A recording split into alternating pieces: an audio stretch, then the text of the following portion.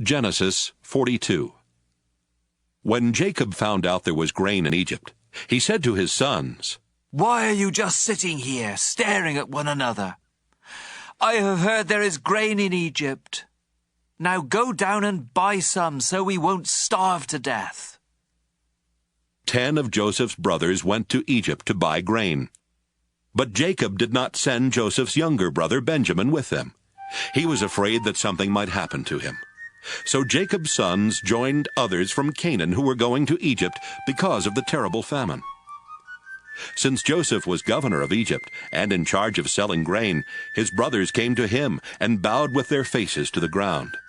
They did not recognize Joseph, but right away he knew who they were, though he pretended not to know.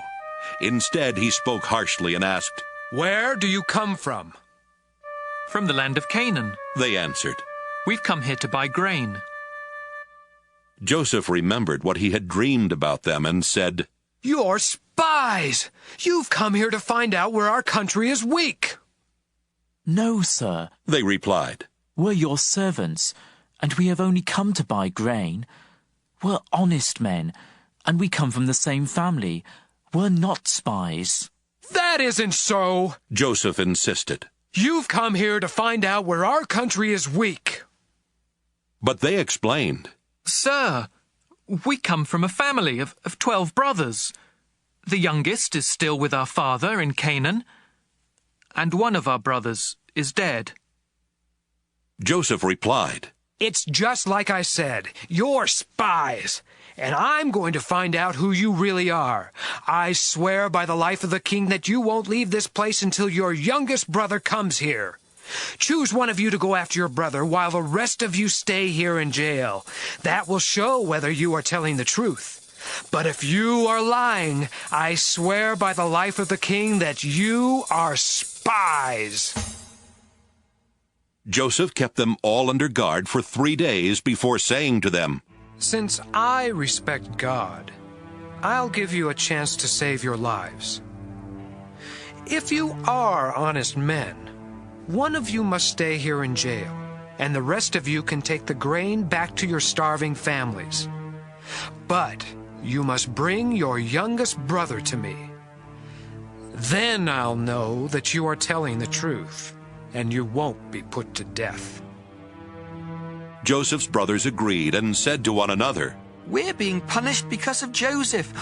We saw the trouble he was in, but we refused to help him when he begged us. That's why these terrible things are happening." Reuben spoke up. "Didn't I tell you not to harm the boy? But you wouldn't listen. And now we have to pay the price for killing him." They did not know that Joseph could understand them, since he was speaking through an interpreter. Joseph turned away from them and cried, but soon he turned back and spoke to them again. Then he had Simeon tied up and taken away while they watched. Joseph gave orders for his brothers' grain sacks to be filled with grain, and for their money to be put in their sacks. He also gave orders for them to be given food for their journey home.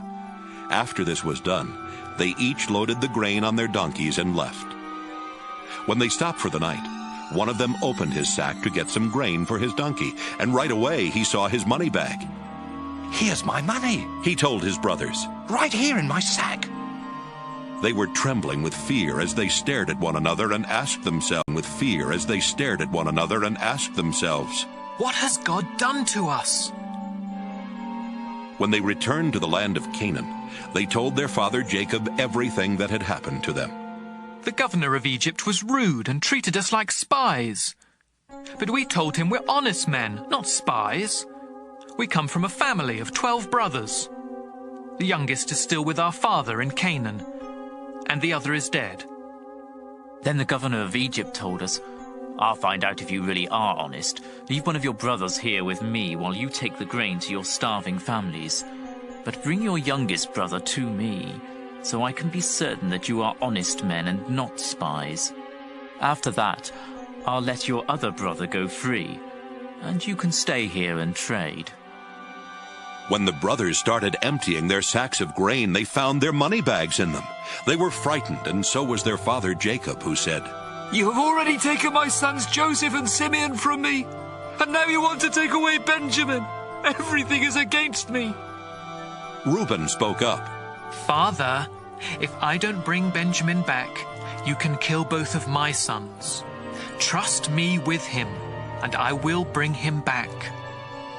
But Jacob said, I won't let my son Benjamin go down to Egypt with the rest of you. His brother is already dead, and he is the only son I have left. I am an old man, and if anything happens to him on the way, I'll die from sorrow, and all of you will be to blame.